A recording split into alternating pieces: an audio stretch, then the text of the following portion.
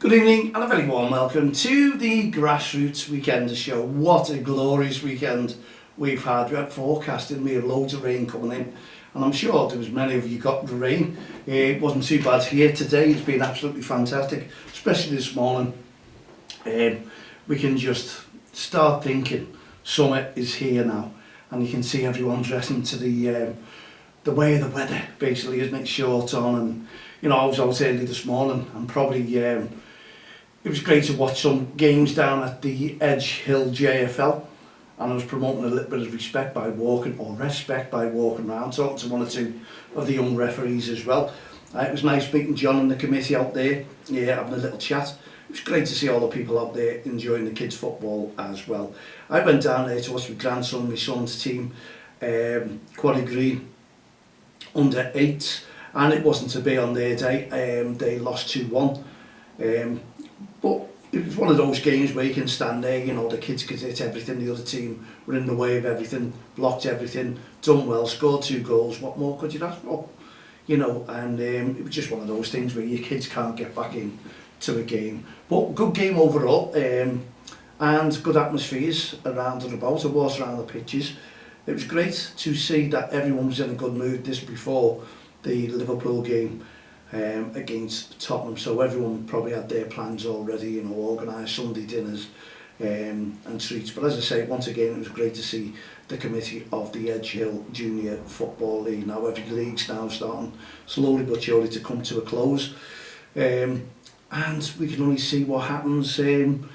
Hopefully the weather will hold out and you get all the games finished, but you know what happens when we get weather like this, the pitches get rock hard, the kids can hardly play on it, and we get all the moaning again, don't we? The pitches are too hard, you know, and it's like the pitches are too soft when the rain comes. But that's football, that's grassroots football, and I love grass football, I really, really do. You get too used to the 3G, 4G pitches.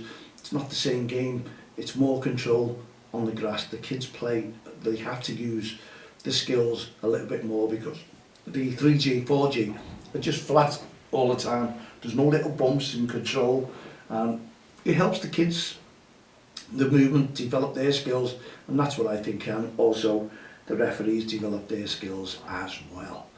So there you go. I must admit, yeah, I enjoyed it thoroughly, and then you get on with the day because bank holiday weekend, plenty of people were out, and I guarantee that plenty of people were away. And as you can see by the poster on our social media coverage, it was nice to see once again DXTL under 8s, yes, under 8s, getting team of the season in the Merseyside Junior Football League. Brilliant. What more could we ask for? Now our lads yesterday as well, under 7s, went through from the quarter-finals into the cup with 5 players. It was warm for them and tiring for them because you can't put subs on. And he ended up winning, going through against a great little Fazakli Rangers outfit. Enjoyed the game, enjoyed the sportsmanship, friendly touchlines, and that is the way everything should be in grassroots football. Referee didn't have no arguments whatsoever, didn't need to, just got on with the game, and the game flowed. Yes, simple as that. Kids got on with it. They're a little bit awkward sometimes, the kids, aren't they, dear me? But I had to laugh at the Fazakli Rangers little player there at the end when the game. It was great.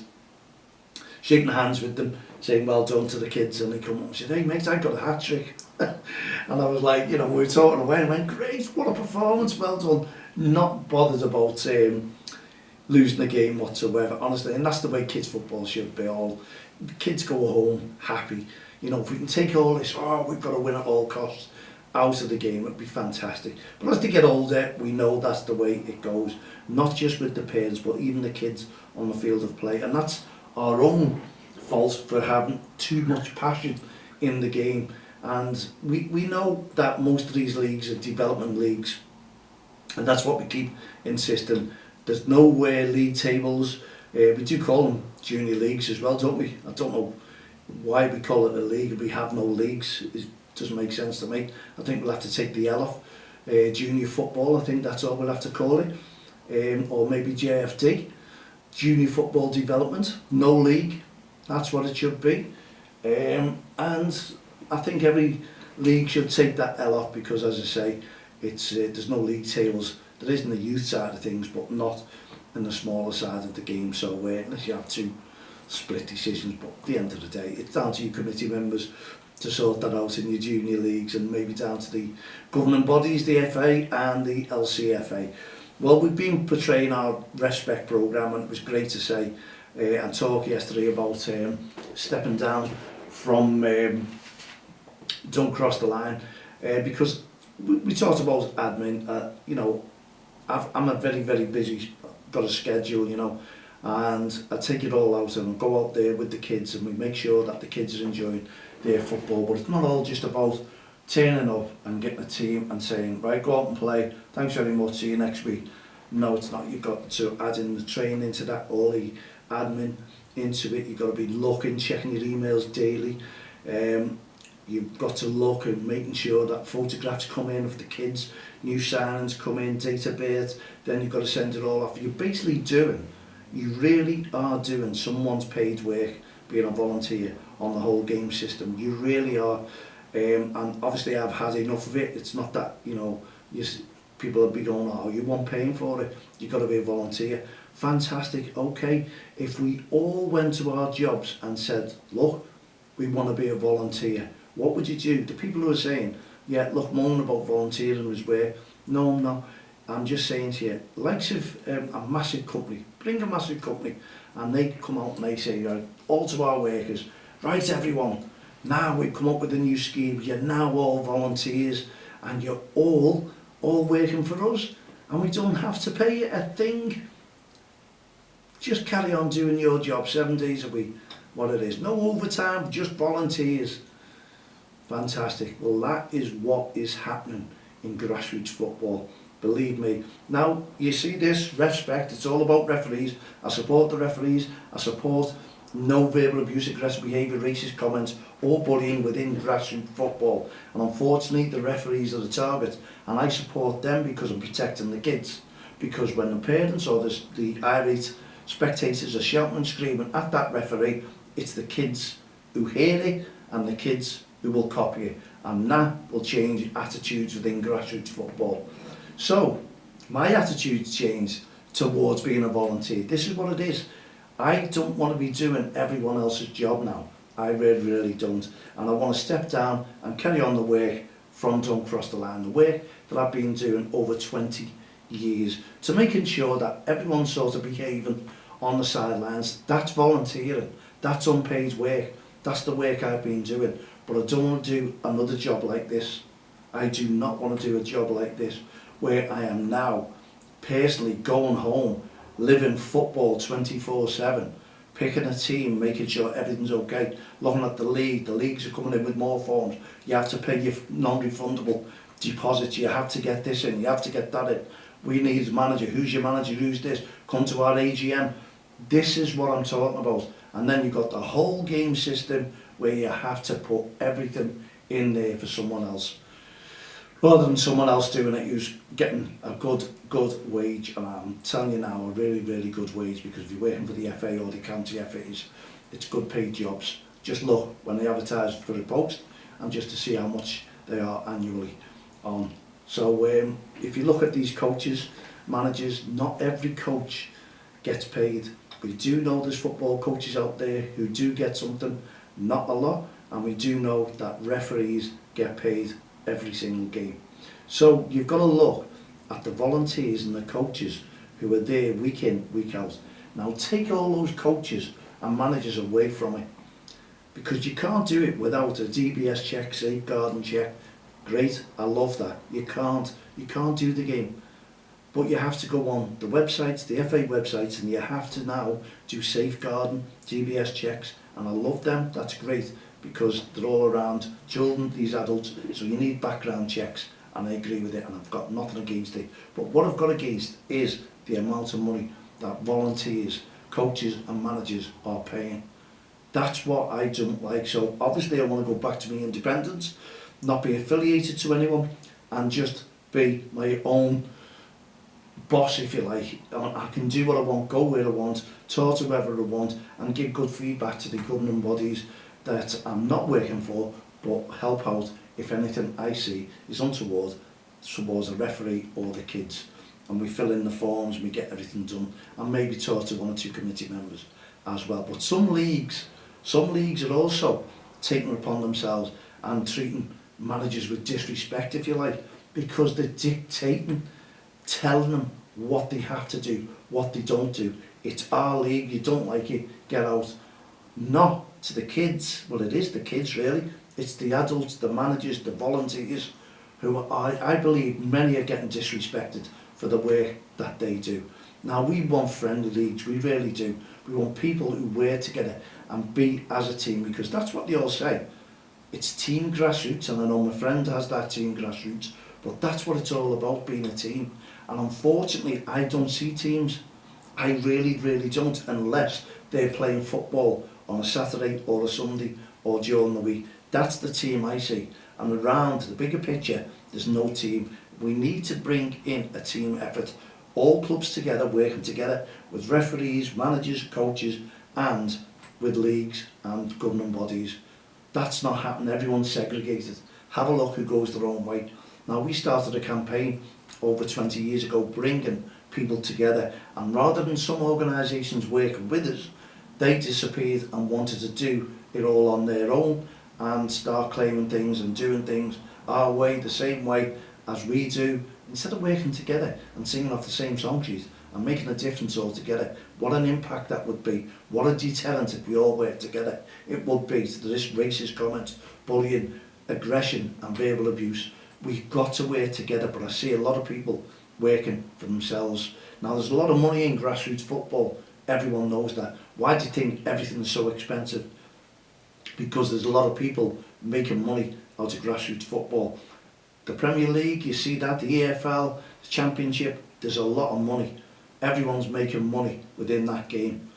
And grassroots is turning into a mini professional league where people are making a lot of money, a brilliant living out of it, and getting on. Whereas you've got your coaches, your managers, who could all walk away one day and say, no more teams are coming into this league. It wouldn't happen, but just imagine if it did. So I think your managers and coaches is the be all and end all of promoting football and helping junior leagues, helping referees, because to be honest, if there's no teams put together by the coaches and managers, there's no leagues required, there's no referees required. So where do you see the backbone?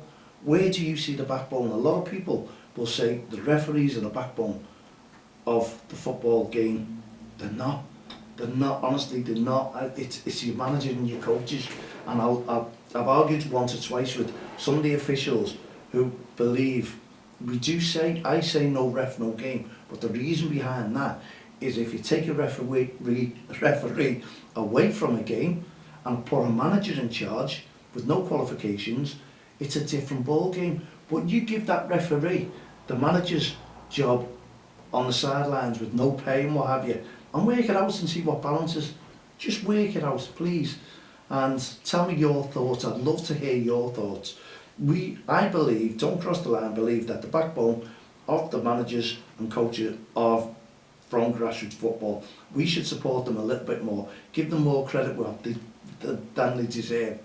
When we have these managers meetings, you see them, and leagues will dictate and say there are rules.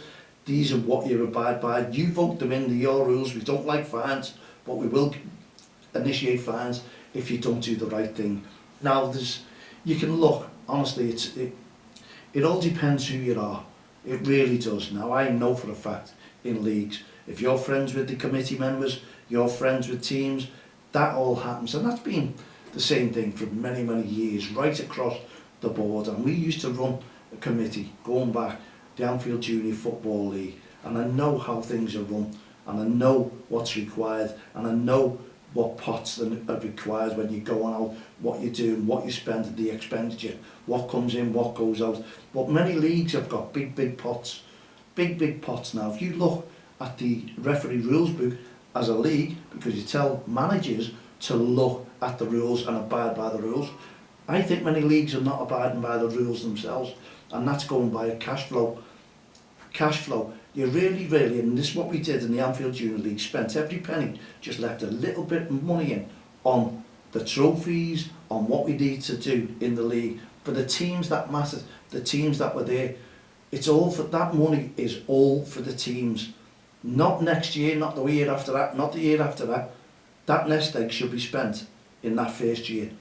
Believe me, have a little look, have a check at what you're allowed in a bank. But teams, leagues, have got quite a few bob in their coffers, in their leagues, and it should all be spent on the kids participating in that junior league. Up your trophies, up the balls, whatever it is, nets, goals, buy them. Don't charge anyone. It should all be spent on the teams that are in your leagues. Why? Because they're the members, and the members come first. The members do run the leagues, and not many managers know that either. You run the league, you have the say, and you get things what you want. So start putting it together in your AGMs, and then you can have an extraordinary meeting if you all get together and you say, look, we've all come to the conclusion we need this. And you can do what you want with a league like that. Read the rules, read all the codes of conduct, read everything if you need be. But I won't be far wrong, and that's why the experience of Don't Cross the Line and what we stand for goes a long, long way. Over 40 odd years I've been into grassroots football, and I want to make sure that everyone is working together, enjoying it together, and having a great time, and especially the kids and the referees on the field of play. And that is my thoughts, my comments for the day on grassroots football. And this is why I'm stepping down, because I see a lot going on now, and I've seen it firsthand as a manager, as a coach going around there, seeing, watching, I've seen the jealousy of teams, of managers, when teams are winning. And I see the applause of teams, weaker teams if you like, low level teams, where the managers are loving the teams and saying, fantastic, yous are brilliant, because they've just won. But if you reverse it and that team beats them, it's jealousy, it's hatred, and it comes into grassroots football, and that's been around for many years as well. Can we change it? Yeah, I think we can. I think we could all work together, and when I step down, you see a massive difference what we're working on in grassroots football, and we're not enemies of anyone involved in grassroots football, because we want to bring people together and make it fair all around, and we respect everyone, and they say respect goes both ways.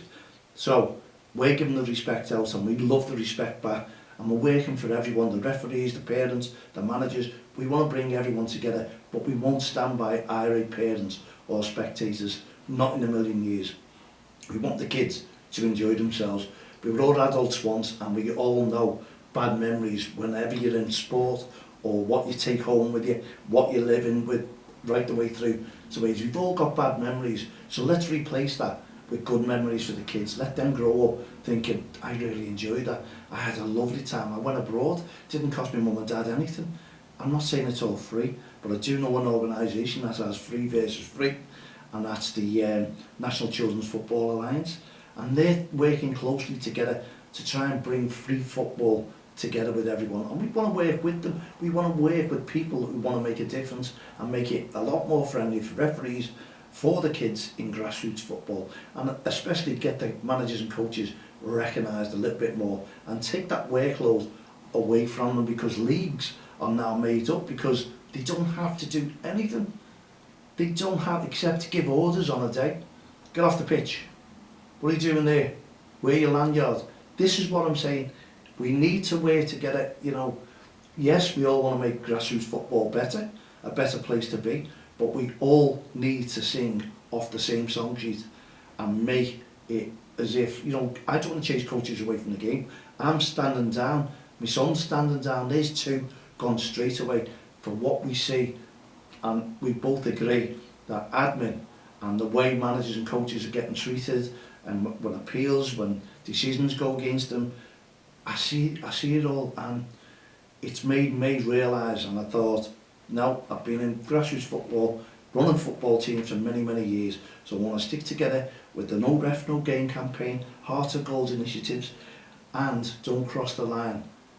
That's what I want to be with our REFspect campaign, and make a difference, bringing people together and making the sport a little bit better. But if we could take the cost of the game away for all these coaches, managers and kids and mums and dads, parents, grandparents, then we've really, really made it worthwhile for everyone involved in grassroots football. So I hope you've enjoyed the show today, And I've got a lot of pointers there, and these are my opinions. This is not fact. You can disagree, you can agree, you can get in touch with me, man@don'ttextheline.com. You can tell me what your league's doing to make it cheaper for all the kids and all the parents in grassroots football in your league, if you can. Or whatever you're doing, let's all make a difference together. Let's work together and make change happen in grassroots football. Thanks very much for tuning into the show. We'll be back again on Friday evening with our young commentators, and who knows, 1 or 2 guests coming next week as well. This might stir things up a little bit, but in the meantime, put your feet up, relax, enjoy the rest of the bank holiday weekend, and we'll see you on Friday. For myself, Mal Lane, all the team here at the Grassroots Show, Don't Cross the Line, REFspect programme, No Ref, No Game, and Heart of Gold initiatives. Good night, God bless.